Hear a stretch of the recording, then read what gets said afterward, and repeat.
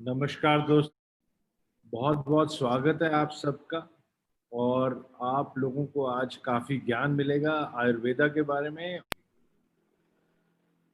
Doctor Abhishek Kumar is a name to reckon with in the industry of Ayurveda or in the faculty of Ayurveda.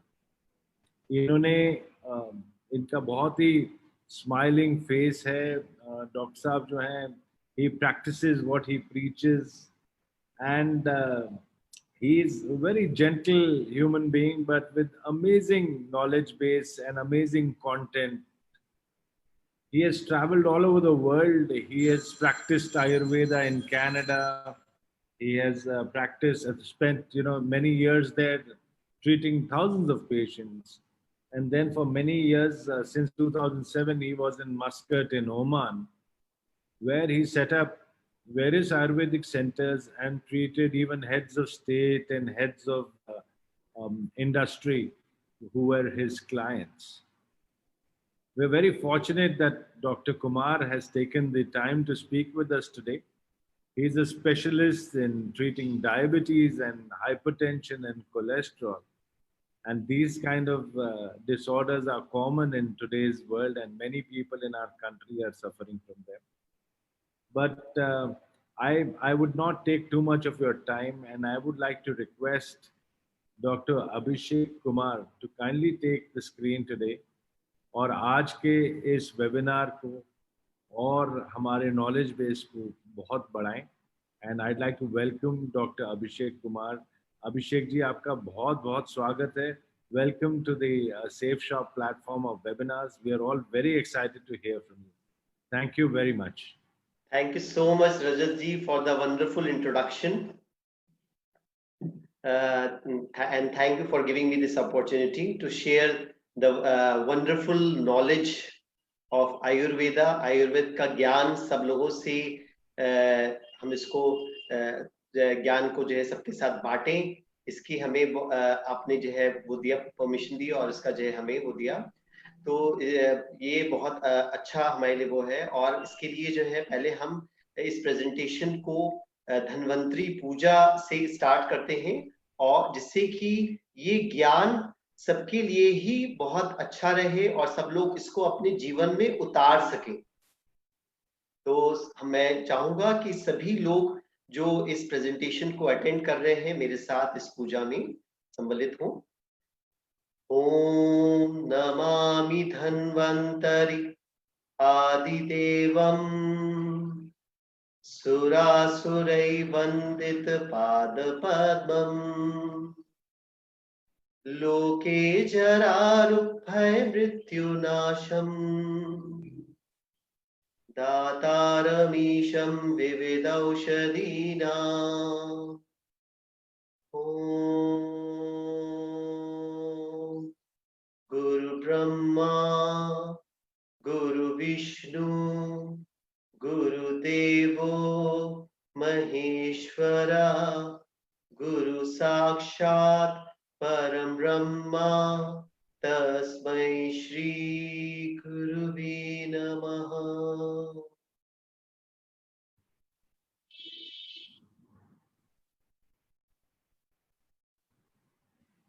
ये presentation एक बहुत ही practical presentation है जो कि हमारे diet और लाइफस्टाइल पे बेस्ड है। और आज क्योंकि कोरोना का संक्रमण इस देश में और पूरे वर्ल्ड में फैल रहा है और सभी लोग ये बात कर रहे हैं कि कोरोना से बचना है तो अपनी हाइजीन, सोशल डिस्टेंसिंग के साथ में सबसे अच्छा जो उपाय है वो है अपनी इम्यूनिटी को स्ट्रॉन्ग बनाना। तो आयुर्वेद में इम्यूनिटी का क्या कॉन्सेप्ट है, क्या बताया गया है, आज हम इसके बारे में बात करेंगे। इम्यूनिटी जो है, इम्यूनिटी को जानने से पहले आयुर्वेद क्या है, क्योंकि ज्यादातर लोग आयुर्वेद को सिर्फ एक जड़ी बूटी या चूरन चटनी के से जानते हैं, बट आयुर्वेद है क्या। तो आयुर्वेद में इम्यूनिटी को जो है व्याधि शमत्व बताया गया। व्याधि का जो शमन करे, व्याधि मतलब डिजीज, और जो उसका शमन करे, तो अगर, या फिर रोग प्रतिरोधक क्षमता के नाम से बताया गया। तो जितनी आपकी रोग प्रतिरोधक क्षमता अच्छी होगी, उतनी ही कम बीमारी या व्याधि होगी और उतना ही ज्यादा आप हेल्दी रह सकेंगे। तो पहली चीज हमें ये समझने की है कि आयुर्वेद क्या है। ये सिर्फ एक एक दवाई नहीं है या एक पैथी नहीं है, जैसे होम्योपैथी होती है, एलोपैथी होती है। होम्योपैथी, एलोपैथी, ये एक टाइप ऑफ मेडिसिन है। बट आयुर्वेद दवाई तो है ही, बट उसके साथ में हमारी जीवन शैली भी इसमें आती है। आयुर्वेद का मतलब है आयु का वेद, मतलब जब से हमने जन्म लिया तब से लेकर के जब तक हम जीवित रहते हैं, तब तक हमें अपने जीवन शैली में किन किन रूल्स को फॉलो करना है जिससे कि हम स्वस्थ रह सकें। तो ये आयुर्वेद है। या फिर हम कह सकते हैं, जैसे आप किसी साइकिल या कार को ड्राइव करते हो, तो आपको कुछ रूल्स और रेगुलेशंस को फॉलो करना पड़ता है। अगर आप फॉलो नहीं करते हो तो आपका एक्सीडेंट हो जाता है। उसी तरीके से आयुर्वेद जीने की कला है, जीवन जीने के लिए किन किन रूल्स को फॉलो करना चाहिए जिससे कि हम स्वस्थ रह सकें। तो आयुर्वेद का जो बेसिक कॉन्सेप्ट है वो है स्वस्थस्य स्वास्थ्य रक्षणम आतुरस्य विकार प्रशमनम च। स्वस्थस्य स्वास्थ्य रक्षणम मतलब जो आदमी स्वस्थ है उसके स्वास्थ्य की रक्षा कैसे की जाए, और फिर जो रोगी हो गया उसके रोग को कैसे दूर किया जाए। तो ये एक बेसिक कॉन्सेप्ट है। बट अनफॉर्चुनेटली जो पहली लाइन है स्वस्थस्य स्वास्थ्य रक्षणम, हम कहीं कहीं भूल जाते हैं और इसको हम अपने जीवन शैली में फॉलो नहीं करते हैं, और हम आयुर्वेदिक डॉक्टर के पास तभी जाते हैं जब हम किसी न किसी क्रॉनिक बीमारी से पीड़ित होते हैं। तो जो स्वस्थस्य आज हम जो ज्यादा बात करेंगे वो स्वस्थस्य स्वास्थ्य रक्षणम की बात करेंगे, जो कि इम्यूनिटी से रिलेटेड है कि आयुर्वेद में जो आदमी स्वस्थ है उसके स्वास्थ्य की रक्षा करने के लिए क्या क्या चीज बताई गई है। तो आयुर्वेद कैसे आया, तो मैं ये कहूंगा कि 1000 ईसा पूर्व आयुर्वेद के ग्रंथ लिखे गए और इसका ज्ञान सीधे ब्रह्मा जी से आया। 1000 ईसा पूर्व चरक संहिता, सुश्रुत संहिता और अष्टांग हृदय, ये 3 मुख्य ग्रंथ है आयुर्वेद के। चरक को फादर ऑफ मेडिसिन भी कहते हैं, सुश्रुत को फादर ऑफ सर्जरी कहते हैं, और अष्टांग हृदय ये जो है एक बहुत ही प्रैक्टिस कहना चाहिए आजकल का एक ग्रंथ है, जो जिसमें कि बहुत इजी वे में आयुर्वेद को लिखा गया है। और आजकल के टाइम पे अष्टांग हृदय को ही ज्यादा फॉलो किया जाता है, खासतौर से सदर्न पार्ट ऑफ इंडिया में। तो अब हम आते हैं कि बेसिक कॉन्सेप्ट आयुर्वेद का क्या है। आयुर्वेद कहता है कि ये पृथ्वी पे सभी कुछ पंच महाभूत या 5 तत्वों से मिलकर बना है। पृथ्वी, जल, तेज, वायु और आकाश, इन 5 तत्वों से सब कुछ बना है। हमारा शरीर भी बना है, ये पेड़ पौधे भी बने हैं, सभी जीव जंतु भी बने हैं। इसी वजह से आयुर्वेद में ये कहा गया कि एवरीथिंग इज अ मेडिसिन, कोई भी चीज बेकार नहीं है। पानी भी मेडिसिन है, हवा भी मेडिसिन है, मिट्टी भी मेडिसिन है, और सभी पेड़ पौधे किसी न किसी रूप में एक मेडिसिनल रूप, मेडिसिनल प्रॉपर्टीज रखते हैं। तो nothing is a waste in this world. तो इन पंच महाभूतों से 3 दोष बनते हैं, वात, पित्त और कफ। वात जो है ईथर और एयर, मतलब वायु और आकाश तत्व से बनता है। पित्त अग्नि और जल से बनता है, और कफ पृथ्वी और जल से बनता है। इसीलिए वात जो होता है वो सबसे हल्का होता है, कफ सबसे भारी होता है। इन तीनों को दोष क्यों कहा गया? इसलिए दोष कहा गया क्योंकि आयुर्वेद में कहा गया दूषयंती इति दोषा, मतलब जिसकी टेंडेंसी है दूषित होने के लिए, जैसे कि अगर आप एक रात खाना नहीं खाते हो या दिन में खाना नहीं खाते हो, एक मील को आप स्किप कर देते हो, तो क्या होता है कि नेक्स्ट मील में या नेक्स्ट डे में क्या होता है कि आपको हेडेक होने लगता है, आपका एसिडिटी बढ़ जाता है कई बार। तो बाहर से तो कोई इम्बैलेंस नहीं आया, लेकिन क्योंकि आपने खाना नहीं खाया, इसकी वजह से आपका पित्त जो है या अग्नि तत्व जो है बढ़ना शुरू हो गया। उसी तरह से मान लीजिए आप रात में ठीक से नहीं सोए, तो अगले दिन क्या होता है कि शरीर में दर्द होना शुरू हो जाता है, मेंटल रेस्टलेसनेस रहता है, मानसिक तनाव लगने लग जाता है। तो बाहर से कोई बैलेंस नहीं आया, क्योंकि हम रात में नहीं सोए, इस वजह से वात बढ़ना शुरू हो गया। तो कहने का मतलब ये है कि हमारा शरीर ये तीन दोषों से बना है, और हमारी ही रिस्पॉन्सिबिलिटी है कि हम इन तीन दोषों को बैलेंस में रखें। अगर आयुर्वेद में बताए गए रूल्स को हम फॉलो नहीं करते हैं, तभी हमारे ये तीन दोष का इम्बैलेंस होता है, जो कि आगे चल करके जो है हमारे टिश्यूज, जिसको कहते हैं 7 धातुएं, रस, रक्त, मांस, मेद, अस्थि, मज्जा और शुक्र, ये 7 धातुओं को दूषित करने लग जाते हैं। और हमारे जो 3 मल होते हैं, मतलब मूत्र और पुरीश, जो स्टूल्स इसको कहते हैं, और स्वेद मतलब स्वेटिंग, तो हमारे 7वें धातुएं और तीनों मलों को भी दूषित करने लग जाते हैं, मतलब इम्बैलेंस करने लग जाते हैं। वात जो है बेसिकली हमारे शरीर में जब तक बैलेंस स्टेट में रहता है, तो ये बहुत महत्वपूर्ण काम करता है। सारे ही मूवमेंट्स के लिए वात रिस्पॉन्सिबल है। अगर मैं इस समय बोल रहा हूं, आप सब लोगों से बात कर रहा हूं, तो इसके लिए भी वायु ही रिस्पॉन्सिबल है। हमारे शरीर के सभी मूवमेंट्स जो है वो वात से होते हैं।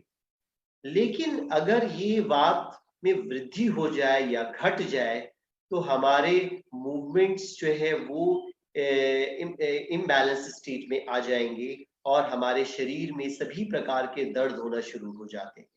आयुर्वेद में बताया गया कि वात जो है बेसिकली 80 प्रकार के रोग होते हैं अगर वात इम्बैलेंस हो जाए, जैसे कि arthritis, spondylosis, frozen shoulder, anxiety, hypertension, ये सभी वातगत रोग हैं। पित्त जो है नॉर्मल स्टेट में हमारे शरीर के अंदर डाइजेशन के लिए रिस्पॉन्सिबल है। Skin colour, skin texture, eyesight, colour of hairs. So पित्त का इम्बैलेंस अगर होगा, तो आयुर्वेद में बताया गया कि 40 प्रकार के रोग बताए गए हैं। और बेसिकली इसके इम्बैलेंस से hyper acidity, migraine, headache, skin problems, greying of hair, loss of hair, ये सभी प्रकार के रोग होते हैं। फिर कफ जो है बेसिकली हमारे शरीर में एक लुब्रिकेंट है।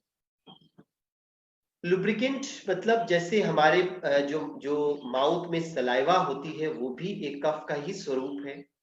और जितने भी जॉइंट्स हैं उसमें जो लुब्रिकेंट है, जैसे कि आपका घुटना जैसे काम करता है, मूवमेंट होता है, तो जितने भी जॉइंट के मूवमेंट होते हैं वो सब लुब्रिकेंट की वजह से जो है वो ठीक रहते हैं। और जैसे जैसे हमारी एज बढ़ती जाती है, वैसे वैसे कफ क्षीण होता जाता है, वात की वृद्धि होने लगती है नेचुरली। तो कहने का मतलब ये है कि कफ जब तक सही मात्रा में रहेगा, तो हमारे सारे शरीर के लुब्रिकेंट्स, इवन हार्ट में पेरिकार्डियल फ्लूइड होता है, लंग्स में प्लूरल फ्लूइड होता है, ब्रेन में फ्लूइड होता है, सभी लुब्रिकेंट्स ठीक रहेंगे, सही तरीके से काम करेंगे। लेकिन कफ की जो है अगर वृद्धि हो जाए या ह्रास हो जाए, तो हमें रोग होते हैं। और करीब 20 प्रकार के कफज रोग बताए गए हैं, जिसमें कि डायबिटीज मिलिटस, हाइपरलिपिडीमिया, कोलेस्ट्रॉल, ओबेसिटी, मोटापा का बढ़ जाना, या फिर इंडिजेशन, कफ कंजेशन, ये सभी प्रकार के रोग आते हैं। तो अब सवाल ये है कि आयुर्वेद में एक हेल्थ की परिभाषा क्या दी गई। और health is directly proportional to immunity. जितनी इम्यूनिटी स्ट्रांग होगी उतना ही आप हेल्दी होगी। और इम्यूनिटी कब स्ट्रांग होगी, तो आयुर्वेद में क्या बताया गया? तो आयुर्वेद में ये बताया गया कि समदोषा एक श्लोक बताया गया जो कि जो है सुश्रुत संहिता, सुश्रुत जिनको कि फादर ऑफ सर्जरी बताया गया, जिस सुश्रुत ने ही प्लास्टिक सर्जरी और नॉर्मल सर्जरी सबका डिस्क्रिप्शन किया है सुश्रुत संहिता में। और उन्होंने हेल्थ की परिभाषा दी, सम दोषा सम अग्नि सम धातु मल क्रिया प्रसन्न आत्म इंद्रिय मनः स्वस्थ इत्याभिधीयते। मतलब क्या हुआ इसका कि आपके अगर आपको हेल्दी रहना है तो आपको सभी दोषों को सम मात्रा में रखना पड़ेगा। सम दोष सम अग्नि, आपकी अग्नि भी मतलब डाइजेस्टिव फायर, ना तो आपको बहुत ज्यादा भूख लगनी चाहिए ना कम लगनी चाहिए, एक सही मात्रा में भूख होनी चाहिए, सम अग्नि। सम धातु, सम धातु मतलब आपका अगर वजन जैसे बहुत ज्यादा बढ़ रहा है, आपके सभी टिश्यूज सही मात्रा में रहने चाहिए, जिसको कि हम बॉडी मास इंडेक्स में मेजर करते हैं। अगर आपका वजन बहुत ज्यादा बढ़ रहा है तो भी आप हेल्दी नहीं हो, आपकी इम्यूनिटी डाउन होना शुरू हो जाएगी। सम धातु मतलब सही धातुओं का प्रोपोर्शन सही रहना चाहिए, तो आपकी हाइट और वेट का रेशियो जो है वो सही रहना चाहिए।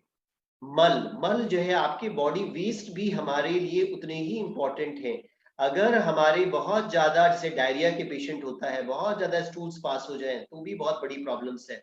और अगर आपको मोशंस पास ना हो, मतलब कॉन्स्टिपेटेड अगर आप रह रहे हो, जैसे कि आजकल टीवी में हम बहुत सारे कॉन्स्टिपेशन के प्रोडक्ट्स देखते हैं, तो कहने का मतलब ये है कि अगर मल का सही मात्रा में हमारे शरीर से नहीं निकल रहे हैं, इसी तरीके से sweating is also very important for our body. अगर हमारे बॉडी, जैसे कि जो लोग हर समय एसी में रहते हैं तो उनको स्वेटिंग ही नहीं होती है, तो हमारे जो है मल भी सही मात्रा में निकलना जरूरी है। तो सम धातु सम मल क्रिया, क्रिया का मतलब है आपकी बॉडी की एक्शंस। अगर आप हाइपर एक्टिव हो तो भी आप बॉडी के अंदर बॉडी में इम्बैलेंस आएगा। जैसे आजकल जो है बहुत ज्यादा एक्टिविटी है और रेस्ट कम है, तो जो है इसलिए जो है अगर बहुत ज्यादा एक्टिविटी है तो भी हमारे बॉडी में इम्बैलेंसेस शुरू हो जाते हैं। प्रसन्न आत्म इंद्रिय मना, मतलब if you are not happy, अगर आप खुश नहीं हो, आप अपने मन से कंटेंटेड नहीं हो, तो भी आप अनहेल्दी हो। इसीलिए हमने देखा है कि बहुत सारे लोग जो बहुत दुखी होते हैं, बहुत कोई किसी दुर्घटनावश बहुत किसी को उन्होंने लूज कर दिया या किसी की करीबी की डेथ हो गई, या बहुत डिसकंटेंटेड रहते हैं, मतलब उनको अपने जीवन में वो कभी भी उनको मतलब कंटेंटमेंट नहीं होता है, कभी भी जो है जो भी उन्होंने जीवन में पाया उससे खुशी नहीं होती है, तो भी उनमें रोग ज्यादा होते हैं। तो प्रसन्न आत्म इंद्रिय मना, मन से आप खुश होने चाहिए, कंटेंटेड होने चाहिए, और ऐसे लोगों को स्वस्थ कहा जाएगा, स्वस्थ इत्याभिधीयते। तो आपके तीनों ही दोष, और तीनों दोषों के अलावा मैं कहूंगा जो मानसिक दोष बताए गए हैं, जैसे कि रज और तम, जैसे कि बहुत सारे लोगों को देखा होगा आपने, माइंड से बहुत एक्टिव होते हैं, मतलब बहुत ज्यादा रेस्टलेस हो जाते हैं, उनमें रज गुण बहुत ज्यादा है, या बहुत ज्यादा तामसिक होते हैं, they are very lethargic people, जिनका कुछ काम करने का मन नहीं होता है। तो रजस और तमस भी एक जो है दोष बताए गए हैं। तो चाहे वो शारीरिक दोष हो, वात पित्त कफ, चाहे वो मानसिक दोष हो, रज और तम, ये सम मात्रा में रहने चाहिए। आपकी अग्नि सही मात्रा में रहने चाहिए, आपके बॉडी टिश्यूज सही मात्रा में रहने चाहिए, आपके वेस्ट सही मात्रा में रहने चाहिए, और आपके मन से जो है, मन और इंद्रियों से आप जो है प्रसन्न रहने चाहिए, तभी आपको स्वस्थ कहा जाएगा। अब एक बात और बताई गई कि जो लोग आजकल के जो है, जो प्राचीन जो मॉडर्न जीवन शैली है, उसमें लोग कभी भी उठते हैं, कभी भी खाते हैं, कभी भी एक्सरसाइज करते हैं, तो आयुर्वेद में ये भी बताया गया कि जो है हर चीज को करने का एक समय निर्धारण किया गया है, क्योंकि वात पित्त कफ जो है दिनचर्या में भी इसका काल होता है। जैसे सवेरे 6 से लेकर के 10 बजे तक कफज काल है। अब अगर आप सवेरे देर तक सो रहे हो तो आपके शरीर में कफ की वृद्धि हो जाएगी, और देखा जाता है कि जब हम लोग खुद ही ये महसूस करते हैं कि जब हम बहुत देर तक सोते हैं तो हम फ्रेश महसूस करने की बजाय और लेथार्जिक महसूस करते हैं, और शरीर में और भारीपन होता है और थकावट होती है। क्यों ऐसा हो गया? और आपका वजन भी बढ़ता जाता है। ऐसा किस लिए हो गया? क्योंकि आप कफ काल में सो रहे थे, जिस समय आपको उठना चाहिए, जिस समय आपको योगा करना चाहिए, जिस समय आपको एक्सरसाइज करना चाहिए, उस समय आप देर तक सो रहे थे। तो सवेरे 6 से 10 जो है कफ का काल बताया गया। फिर जो है 10 से 2 बजे तक पित्त का काल बताया गया। मतलब कि जबकि अग्नि तीव्र होती है, एक आयुर्वेद में एक कहावत है, यत पिंडे तत ब्रह्मांडे।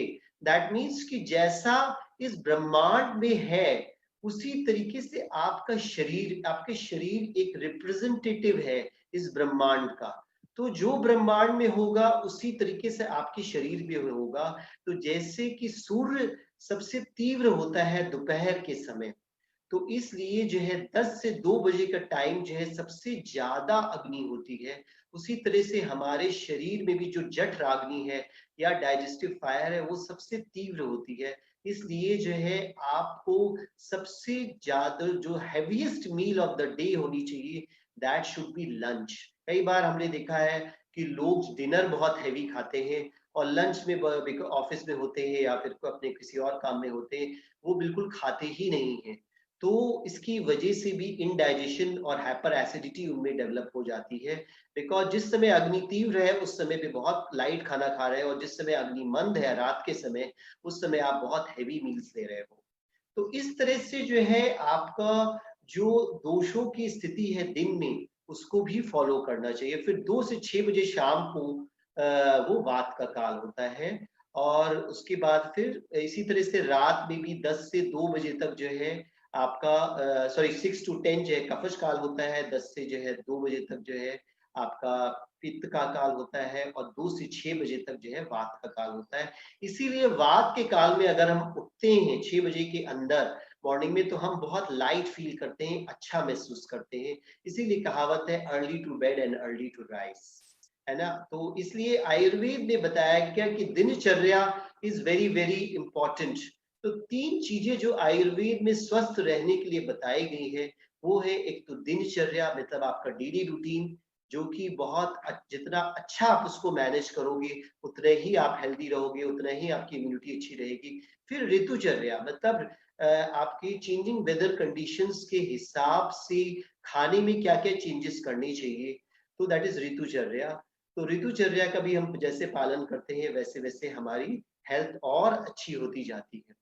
तो अब दिनचर्या के बारे में हम थोड़ा बताएंगे। कहा गया है ब्रह्म मुहूर्त उत्तिष्ठित, मतलब कि भाई ब्रह्म मुहूर्त में उठे 4-5 बजे के समय। बट अगर प्रेजेंट कंडीशंस की बात कही जाए तो हर आदमी के लिए 4 बजे उठना नहीं होता है। बट एटलीस्ट मैंने जो बताया कि 6 बजे के पहले अगर आप उठोगे तो आप वात के काल में उठोगे और आप बहुत लाइट महसूस करोगे, you will not feel heavy, आपको भारीपन महसूस नहीं होगा। और कफ के काल में 6 से 10 बजे के टाइम, उस समय पे अपनी एक्सरसाइजेस, अपना योगा क्रिया मेडिटेशन, वो सब आपके लिए वही काल सबसे अच्छा है जिस समय पे ये सब आपको करना चाहिए। फिर दंत धावन, जो पहले जो है दतून यूज करते थे दांतों को साफ करने के लिए, जिसमें नीम, करवीर, करंज, ये सब जो है हर्ब्स का, दतून का इस्तेमाल करते थे। तो ये सब ऐसी दवा, ऐसे ऐसे हर्ब्स हैं जो कि मतलब कटु तिक्त कसाय, मतलब कड़वी चीजें हैं इसमें। तो ये अपने आप जब हम दतून करते थे तो पहले उससे रस भी निकलता था, उससे आपके माउथ की क्लेंजिंग भी होती थी, उससे जो रस निकलता था आपके शुगर लेवल्स भी कम होते थे। तो दतून के ये फायदे हैं। फिर आप जब टंग स्क्रैपिंग करते हो, आप जो है अपनी टंग को साफ करते हो, तो उससे सारा आम निकल जाता है। जो आपकी टंग होती है वो, उसमें सारा जो टॉक्सिन्स है बॉडी के वो सब निकलते हैं। फिर आजकल जो है कोरोना के लिए भी जो है आयुष मंत्रालय ने ऑयल पुलिंग बताया, सो कवल आयुर्वेद में बताया गया कि आप जो है 1 से 2 टेबल स्पून तिल तेल या कोकोनट ऑयल जो है आप इसको मुंह में रख करके और इसको पूरा घुमाएं। इससे क्या होगा कि आपके थ्रोट में, आपके माउथ में एक ऑयल की लेयर, जिस परत जैसे जमेगी, जो कि आपको कोरोना वायरस से बचाएगी, आपके थ्रोट जो इन्फेक्शन होता है उससे बचाएगी। तो आप जब ब्रश करते हो उसके बाद फिर जो है ऑयल पुलिंग या कवल कह सकते हैं इसको, बस मुंह में जो है 1 से 2 टेबल स्पून जो है आप ऑयल ले सकते हो, और उसको थोड़ी देर तक, करीब 5 मिनट तक मुंह के अंदर इसको घुमाइए। फिर जो है लेमन वाटर, जैसे बहुत सारे लोग मॉर्निंग टी पीते हैं, पीने के लिए उनका हैबिट होता है, तो उसकी जगह पे अगर आप गुनगुना पानी नींबू डाल करके पिएंगे तो वो बहुत अच्छा होता है। वो आपके लेमन वाटर, एक तो विटामिन सी बहुत होता है, और दूसरी चीज है कि वो एल्कलाइन आपके ब्लड को करता है। जितना आपका ब्लड एल्कलाइन रहेगा उतने ही इन्फेक्शंस आपको कम होंगे। तो इसलिए सवेरे उठ करके गुनगुने पानी में नींबू डाल करके पीना ये बहुत ही अच्छा है।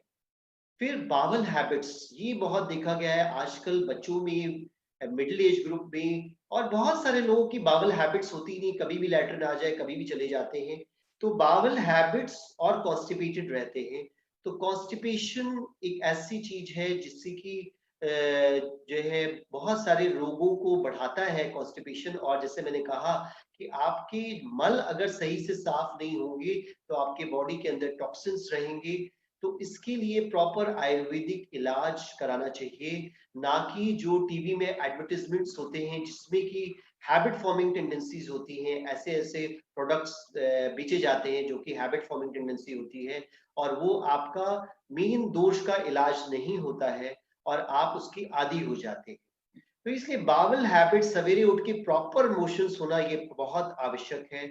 फिर थोड़ा सा मसाज, क्योंकि आयुर्वेद में बताया गया वायु दोष जो है बहुत जल्दी इम्बैलेंस हो जाता है। जैसे कि आजकल गर्मी में आप एसी में रहते हो तो आपका वायु बढ़ जाता है, आप ठंडी चीजें ज्यादा खाते हो तो वायु बढ़ जाता है।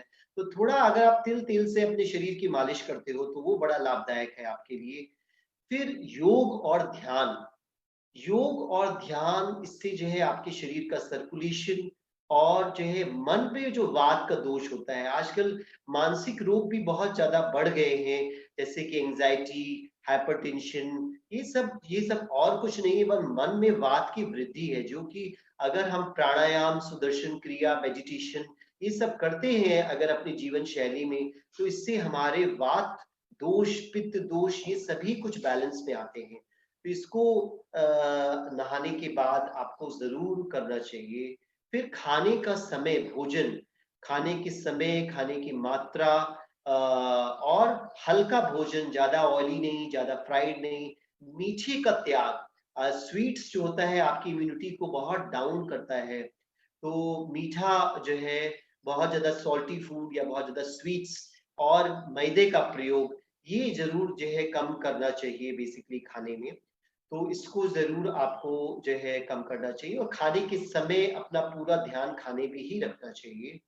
फिर नस से, ये भी जो है आयुष मंत्रालय की रिकमेंडेशन है फॉर प्रिवेंटिंग कोरोना ऑल्सो, कि आप अपने नाक में जो है अणु तेलम आता है वो डालना चाहिए, और नाक में थोड़ा सा उसका ऑयल एप्लीकेशन भी करना चाहिए, कि एक उंगली में, अपनी छोटी उंगली में ऑयल लेकर के अपने नाक पे आप लगाओ। तो उससे भी जो है जो कोरोना वायरस है वो भी आपके मुंह से या आपके नाक के द्वारा ही अंदर जाता है। तो अगर आप इन दोनों ही स्थान को स्वस्थ रखोगे तो आप देखोगे कि इस इन्फेक्शन से आप बचे रहोगे। फिर निद्रा या sleep, sleep is also very important. और हम इंडियंस की आदत होती है देर रात तक काम करने की, और शुरुआत से एक बड़ी, हम बच्चों में भी आदत डालते हैं कि बेटा पढ़ाई करो, रात में पढ़ाई करो। फिर बहुत सारे यंगस्टर्स हम देखते हैं 2-2 बजे रात तक जागते हैं, एक हैबिट पड़ जाती है। तो जैसे मैंने बताया कि आयुर्वेद के दोषों के हिसाब से कैसे नींद का सही समय पे होना ये बहुत आवश्यक है, सही मात्रा में होना बहुत आवश्यक है, और सही क्वालिटी ऑफ स्लीप होना बहुत आवश्यक है। तो इन तीनों का ही आपको ध्यान देना चाहिए। फिर लास्ट में आता है रसायन सेवन, रिजुनिवेटर्स, ये बहुत बहुत आवश्यक है, और ये जो है हम लोग का लाइफ में बहुत ही निग्लेक्टेड है। कि आयुर्वेद में जैसे हम लोग जब प्रिस्क्रिप्शन लिखते हैं तो ज्यादातर पेशेंट्स जो थे, हर बीमारी के लिए आयुर्वेद में रसायन बताए गए हैं। रसायन क्या होते हैं? आयुर्वेद में बताया गया, लाभ अपायो ही शस्ता नाम रसादी नाम रसायन, मतलब वो हर्ब्स जो कि आपकी पाचन प्रणाली को इतना अच्छा करती है, और कि आपके सभी टिश्यूज का पोषण और एब्जॉर्प्शन ज्यादा से ज्यादा अच्छा हो, वो रसायन में आते हैं। तो आयुर्वेद में आपके सभी ऑर्गन्स के लिए रसायन बताए गए हैं, जैसे कि तुलसी, ये आपके लंग्स के लिए, रिस्पिरेटरी सिस्टम के लिए बहुत अच्छा रसायन है। और जो है कंठकारी, ये भी बहुत अच्छा एक रसायन है। अश्वगंधा, ये जो है आपके नर्वस सिस्टम के लिए बहुत अच्छा रसायन है। फिर आंवला, ये जो है पित्त वाले लोगों के लिए, जिनको acidity, migraine headache, hair fall, ये एक बहुत अच्छा रसायन है। त्रिफला, ये बहुत एक अच्छा रसायन है जिन लोगों को कॉन्स्टिपेशन की प्रॉब्लम्स होती है, ओवरवेट होते हैं, शुगर की प्रॉब्लम्स होती है, कोलेस्ट्रॉल की प्रॉब्लम्स होती है। तो triphala is a very good rejuvenator. तो रसायन ऐसी हर्ब्स है जो कि एक हेल्दी आदमी को अपने हेल्थ को मेंटेन करने के लिए, या अगर आपको पता है कि भाई हमारे इस ऑर्गन में कमजोरी है, हर इंसान में कोई ना कोई ऑर्गन ऐसा होता है जो कि कमजोर होता है, तो उस ऑर्गन को मजबूत करने के लिए, हर ऑर्गन के लिए, चाहे वो किडनीज हो, चाहे वो लंग्स हो, चाहे वो हार्ट हो, चाहे वो आपके मसल्स हो, चाहे वो लिवर हो, चाहे वो ब्रेन हो, सब चीजों के लिए आयुर्वेद में पर्टिकुलर हर्ब्स है जो कि उस ऑर्गन को पुष्टि करती है। तो एक नॉर्मल हेल्दी आदमी भी उस ऑर्गन्स को मेंटेन करने के लिए जो है आप उन पर्टिकुलर रसायन को आयुर्वेदिक डॉक्टर को कंसल्ट करके ले सकते हो। तो रसायन का प्रयोग स्वस्थ रहने में बहुत आवश्यक है, क्योंकि इसमें एंटीऑक्सीडेंट्स होते हैं और ये आपकी डाइजेशन पावर को इम्प्रूव करता है, आपकी इम्यूनिटी को इम्प्रूव करता है। तो गुड़ुचि, जो आजकल गुड़ुचि अमृत बोला गया है, ये भी एक रसायन है। तो रसायनों का प्रयोग बहुत अच्छा है, बहुत जरूरी है अपने आप को स्वस्थ रखने के लिए। फिर ऋतुचर्या की बात करी जाए तो ये बहुत जरूरी है कि जो भी वेदर कंडीशंस चेंज हो रही है, उसके हिसाब से ही हम सब्जियां और फलों का सब्जियां, फल और अपने ग्रेन्स का प्रयोग करें। जैसे कि बहुत सब, क्योंकि आजकल जो है एक इंटरनेशनल मार्केट हो गया है, आप मॉल्स में सब कुछ सभी वेदर कंडीशंस में पा सकते हो, सभी तरीके की हरी सब्जियां, सभी तरीके के फ्रूट्स हैं। और बहुत सारे लोग समझते हैं कि फ्रूट्स हम खा रहे हैं तो वो किसी भी वेदर में खाए वो हेल्दी ही होगा। जैसे मैंने बहुत सारे लोगों को देखा है कि खरबूजा तरबूज वो जाड़े में खा रहे हैं, ठीक है। तो अब खरबूजा तरबूज, वो अगर खरबूजा तरबूज की तासीर ठंडी है और वो अगर जाड़े में ये सोच के खा रहे हैं कि भाई ये तो एक फ्रूट है और ये हमें मदद करेगा, तो ये आपकी इम्यूनिटी को वो कमजोर कर रहा है। इसलिए जो है कहा गया है कि ईट लोकल एंड थिंक ग्लोबल। जो आपके लोकली अवेलेबल फूड प्रोडक्ट्स है, चाहे वो लोकल तेल हो, चाहे वो लोकल ग्रेन हो, चाहे वो लोकल फ्रूट्स हो, चाहे वो लोकल वेजिटेबल्स हो, वो सभी आपके लिए बहुत बहुत अच्छा है आपके डाइजेशन के लिए। सो ईट लोकल, जो आपके लोकली प्रोड्यूस हो रहा है वो आपके लिए सबसे अच्छा है, ना कि आप अगर केरला में रह रहे हो तो वो आप यूपी का खाना अच्छा समझ करके खा रहे हो, या फिर आप बाहर की कंट्री से कोई चीज मंगा करके खा रहे हो। तो eat local and think global, that's a very good formula for keeping yourself healthy. आपको अब आज अपने आप को हेल्दी रखने के लिए, तो जो आपकी वेदर कंडीशंस है उसके हिसाब से जो कुछ भी अवेलेबल है उसके हिसाब से ही आप खाएं। फिर जैसे मैंने बताया कि जो है रीजुनोवेटर्स, तो रीजुनोवेटर्स के बारे में हम अभी प्रोडक्ट्स को लेकर के भी बात करेंगे। फिर एक बात जो आयुर्वेद में बताई जाती है कि इनकम्पैटिबल कॉम्बिनेशंस, मतलब कि जो है विरुद्ध आहार जो बताया गया है। विरुद्ध आहार जो है बहुत इंपॉर्टेंट, क्योंकि आजकल हम कुछ भी मिला के खा लेते हैं तो वो भी हमारे बॉडी के अंदर टॉक्सिन्स प्रोड्यूस करता है। जैसे कि आप आजकल शेक्स का बहुत ज्यादा प्रचलन है, मैंगो शेक, मिल्क शेक, जो है आप किसी भी जूसेस और शेक किसी भी चीज से मिला देते हैं, तो दूध के साथ केला जो है, या फिश, या फिर खरबूजा तरबूज, ये एक इनकम्पैटिबल है, जैसे कि विरुद्ध आहार है। फिर जैसे बहुत सारे लोग खाने के बाद तुरंत फ्रूट्स खाते हैं, जैसे कि खरबूजा तरबूज खा रहे हैं, आम खा रहे हैं चावल दाल रोटी खाने के बाद, तो ग्रेन्स और मेलन्स का एक विरुद्ध आहार है, तो वो भी आपकी इम्यूनिटी को डाउन कर रहा है। फिर शहद और घी का समान मात्रा में खाना, वो भी एक विरुद्ध आहार है। तो कहने का मतलब है कि और विरुद्ध आहार को अगर आप जितना सेवन करोगे उतना ही आपका डाइजेस्टिव सिस्टम वीक होता चला जाएगा, उतनी ही एलर्जीज आपको ज्यादा होंगी आगे चल करके। तो इसलिए जो है इनकम्पैटिबल कॉम्बिनेशंस को भी समझना बहुत जरूरी है और जो है गलत कॉम्बिनेशंस को नहीं खाना चाहिए। I think I have taken my time, तो अब मैं जो है आप सब लोगों के जो भी क्वेश्चंस हो मैं उसको आमंत्रित करूंगा और मैंने काफी समय लिया। आप सभी को मेरा नमस्कार जी, थैंक यू।